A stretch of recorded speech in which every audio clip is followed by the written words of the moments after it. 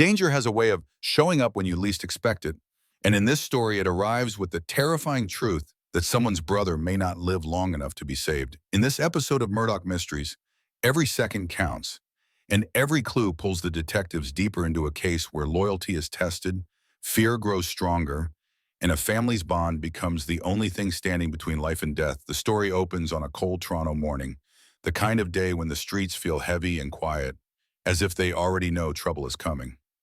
Detective William Murdoch arrives at the station earlier than usual, his mind already locked onto strange reports from the night before. While most of the city slept, something dangerous unfolded in a small warehouse by the river. A man was seen running from the building, shouting for help, and claiming his brother was inside and in serious danger. No one saw what happened next. By the time officers reached the location, the man had vanished. The door was left wide open, and the warehouse stood silent as a tomb. As Murdoch reviews the initial report, he senses something more layered than a simple missing person case. The tone in the brother's voice, desperation mixed with fear, suggests a threat that is personal, deep, and urgent. Inspector Brackenreed enters the room with his usual briskness, but even he pauses at the details. He has seen men lie, panic, or exaggerate, but rarely has he read a statement filled with such raw emotion. Something about this case feels different, and both detectives know it. Constable George Crabtree, eager as always, brings in a small but important piece of information. Neighbors heard a loud crash before the brother screamed for help. That means there was likely a struggle before anyone arrived. Murdoch's focus sharpens. If someone attacked the missing brother, they may still be close, maybe even watching the station, waiting to see who begins asking questions. Murdoch decides they must move quickly. Every wasted minute could be the difference between finding a frightened man alive or uncovering yet another tragedy. As the team prepares to visit the warehouse, there's an unspoken tension between them. The word danger hangs in the air, and everyone senses the weight of the case. Murdoch knows he must stay calm, steady, and logical, but even he can't ignore a feeling in his chest. A slight pull of worry that this case will hit closer to home than expected cases involving family always do. When someone says, "He's in danger, he's my brother," it's not just a plea, it's a warning of how far someone is willing to go to protect the person they love. The detectives make their way to the River District, where fog still clings to the edges of the buildings. The warehouse looks abandoned, with broken windows and rust creeping along the doors, but Murdoch notices the subtle signs of recent activity: a lock snapped with force, footprints in the thin layer of dust, a trail of disturbed dirt leading toward the back wall. He kneels down, studying the doorway carefully. Whoever was here last didn't leave in a rush. They left with intention. That alone tells him the situation is more dangerous than anyone thought. Inside the warehouse, the air is still and cold. The silence feels heavy, almost pressing against the walls. Murdoch runs his hand along a work table, picking up small clues: a torn piece of fabric, likely from clothing, a scuff mark that suggests a struggle, and a strange metallic smell that hints at machinery or something worse. Brackenreed stands near the center of the room, taking in the scene. "Looks like a fight," he mutters, but Murdoch shakes his head. It wasn't just a fight, it was controlled, deliberate. Whoever took the brother wanted him alive, at least for now. George calls out from the far corner, where he discovers a scrap of paper hidden under a crate. It contains only a few words, but they carry a chilling message: "Do not interfere." This confirms their greatest fear. The missing man didn't simply disappear, he was taken, and his captors know exactly who will come looking. Murdoch studies the note longer than the others. The handwriting is shaky, rushed, but the meaning is unmistakably clear. The detectives are no longer just solving a case. They are walking directly into someone else's plan. Murdoch turns toward Brackenreed and George, a new resolve forming in his eyes. The brothers' life depends on the next steps they take. And behind the facts, logic, and clues, there's something else pushing Murdoch forward: an understanding that family ties can drive people to desperate choices, that truth will shape every moment of this investigation. Fear doesn't always show itself loudly. Sometimes it slips into a room quietly, filling the space before anyone even speaks. That's exactly what happens when the surviving brother, Daniel, finally arrives at the station. His hands shake as he grips his coat, and his eyes dart around as if expecting someone to burst through the door at any moment. Murdoch watches him closely, not with suspicion, but with concern. Something about Daniel's fear is deeper than simple worry. It feels like guilt is hiding underneath, fighting to stay buried. Daniel explains that his brother Thomas had been working late at the warehouse when he suddenly called him, panicked and whispering that he was being followed. Daniel rushed there, but by the time he arrived, he heard a crash from inside the building. He tried to run in, but someone pushed him back, yelling that Thomas was already as good as gone. Daniel didn't see their faces, only the shape of two figures moving in the darkness. Then came the threat. "Walk away if you want to live." That was when Daniel shouted for help and then disappeared into the night. Terrified that whoever took Thomas would come for him next, Murdoch listens carefully, piecing together every detail. The fear in Daniel's voice, the urgency in his movements, none of it seems staged. But Murdoch senses there's something Daniel isn't saying, something he's holding back. People don't scream for help and then run unless they know danger will follow them. Daniel's missing pieces of the story leave a shadow over the room. When Brackenreed asks if Thomas had any enemies, Daniel hesitates too long before answering. It's a small moment, but it's enough to make Murdoch's attention sharpen. After interviewing Daniel, Murdoch decides they need to retrace Thomas's final known steps. He and George return to the warehouse district, hoping to find something they missed earlier. The sunlight now spills through the broken windows, revealing details hidden in the morning darkness. Murdoch notices drag marks near the back door and follows them to a narrow alley. The marks stop near a tire track carved deep into the mud. A vehicle big enough to carry a grown man was here waiting. It wasn't a random attack. Thomas was targeted. Meanwhile, George discovers something odd near a pile of discarded crates, a silver pocket watch. But this isn't just any watch. Inside the lid, scratched faintly but unmistakably, is an engraving. T.M. Thomas Murdoch? No. Thomas McLean, the missing brother. The watch must have fallen during the struggle. Murdoch studies the item with a growing sense of urgency. Thomas didn't leave willingly. He fought hard, and he wanted someone to find this clue back at the station. Brackenreed receives word from another division. Earlier that week, Thomas had filed a quiet report about a group of men he believed were following him. The report was vague and incomplete, almost as if Thomas was too afraid to share the full truth. Murdoch feels the pieces shifting. Someone had been watching Thomas for days, maybe weeks. This wasn't an accident. It was a planned abduction. Murdoch's mind races through possibilities. Was Thomas involved in something illegal? Was he a witness to a crime? Or was this connected to a dangerous secret Daniel is still hiding? Murdoch doesn't accuse him outright, but he rereads Daniel's earlier hesitation, the way his eyes dropped when asked about enemies. Fear can twist the truth, but guilt can break it entirely. Murdoch knows that eventually, Daniel will have to reveal the part he's keeping locked away.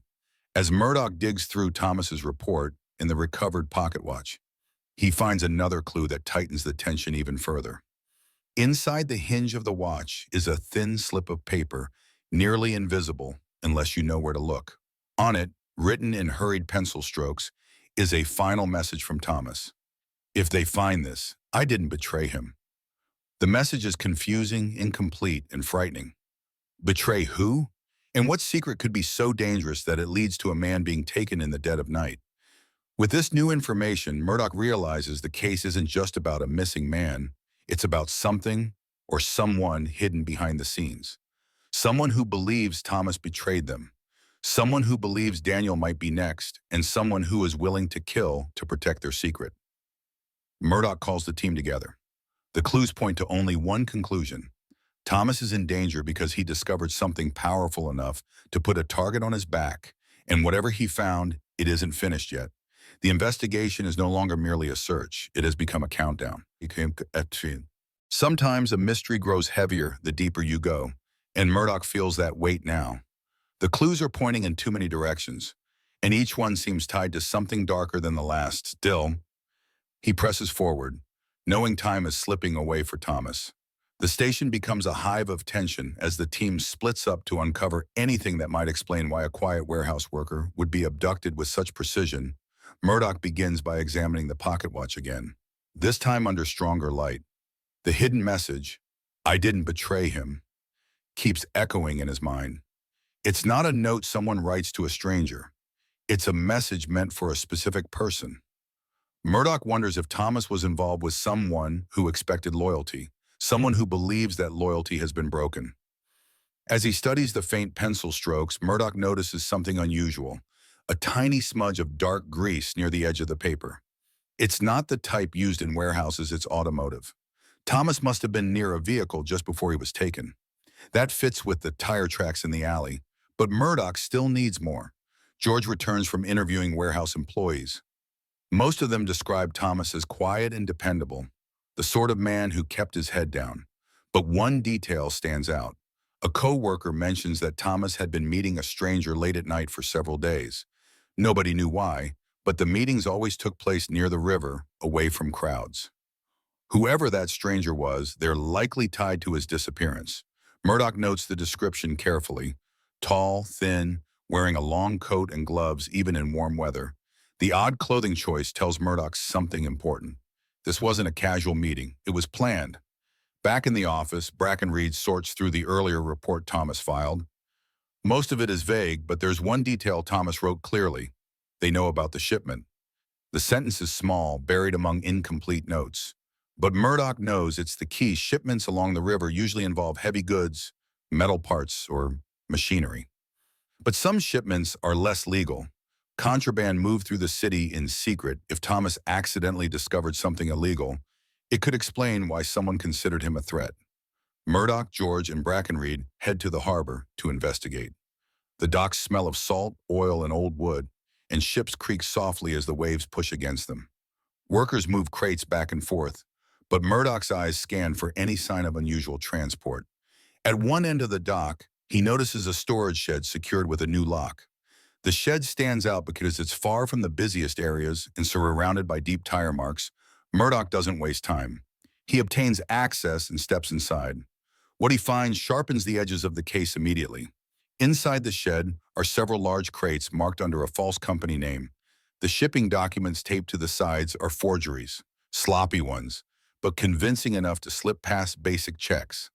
Murdoch opens one crate and finds strange mechanical parts inside. They're not dangerous by themselves, but when he reads the labels and examines the equipment, he realizes what they're intended for. These parts could be used to build illegal electrical devices, the kind often smuggled and sold without regulation. Dangerous devices, the kind that could easily kill someone if mishandled. George suddenly draws Murdoch's attention to a discarded glove lying near the crates. It matches the co-worker's description of the mysterious stranger. The glove is covered with the same dark automotive grease Murdoch found earlier. That confirms it. This location is directly tied to Thomas's abduction. He must have witnessed something he wasn't supposed to see, something involving these shipments, and the people behind this operation are desperate to silence him before he talks. Murdoch steps outside the shed and looks across the water. The river is wide and restless, carrying secrets beneath its surface. Somewhere out there, Thomas is being held by men who believe he betrayed them, or fear he might betray them soon. Whoever they are, they're careful, organized, and willing to use violence to protect their operation. When Murdoch and the team return to the station, they find Daniel waiting again, pacing anxiously. His shirt is wrinkled, and he looks like he hasn't slept. The moment he sees Murdoch, he blurts out, "Did you find anything?"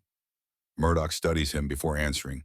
Daniel's fear looks real, but it also seems mixed with a heavy secret. Murdoch decides it's time to push gently. He asks Daniel again about possible enemies, but Daniel insists Thomas had none. Murdoch doesn't believe him. Not fully. Then Daniel makes a mistake. He mentions the river before Murdoch mentions it. A small slip, but enough to raise suspicion. How does Daniel know about the river unless he knows more than he claims?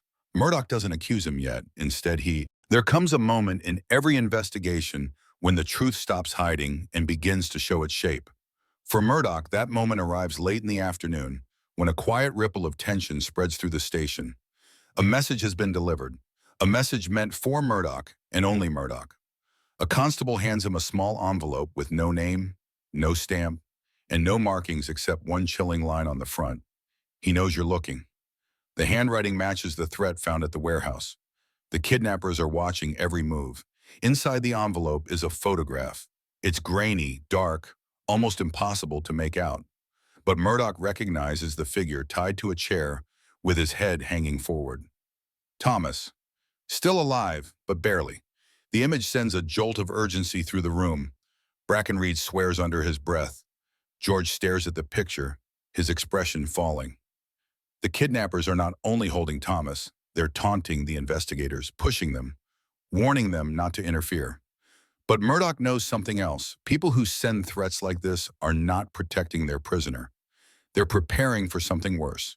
Murdoch spreads the photo across his desk and studies the background, the dim light source, the rough wooden walls, the narrow shadows. These details matter. The grooves in the boards suggest old lumber, the kind used in storage barns near the river. But the lighting is strange, warmer than lantern light, cooler than a fire. Then it clicks. Murdoch recognizes the flicker in the shadows.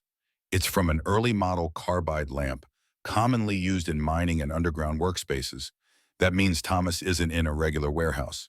He's somewhere deeper, somewhere hidden. Before Murdoch can say anything, Daniel bursts into the office, breathless and frightened. He claims someone followed him on the way to the station, a man in a long coat who disappeared into an alley. Panic rises in Daniel's voice as he insists that the kidnappers are watching him too. George immediately escorts him to a safer room, but Murdoch keeps a close eye on Daniel's reactions. Fear can make a person truthful or reckless. Once Daniel calms slightly, Murdoch asks him again about Thomas's past involvement with the dock workers. This time Daniel breaks, his shoulders collapsing as the truth spills out. Thomas hadn't simply helped with extra labor. He had unknowingly moved crates tied to illegal electrical devices that were being shipped across the border. When Thomas realized what he'd become part of, he panicked. He told Daniel he wanted to go to the police, but Daniel begged him not to, afraid they would both be in danger. 2 days later, Thomas reported the men anyway, but he didn't give names, afraid of the consequences. Murdoch listens carefully, but he notices something in Daniel's story that changes everything. Daniel never said Thomas wrote the report, but he knows about it, too much about it. Murdoch had kept the details of the report private. How does Daniel know what Thomas wrote and what he planned to reveal? Murdoch's gaze sharpens. Daniel realizes too late that he said something he shouldn't have. He backtracks, stumbling over his words, trying to correct himself. But the damage is done. Murdoch now understands that Daniel has been holding back much more than fear. There is guilt in his voice, guilt heavy enough to shape the entire investigation. Still, Murdoch doesn't accuse him outright. Not yet. He needs the truth, not a fearful confession. So he switches his approach. Instead of pushing, he asks Daniel to help them retrace Thomas's last known movements. Daniel reluctantly agrees, and Murdoch takes him back to the docks.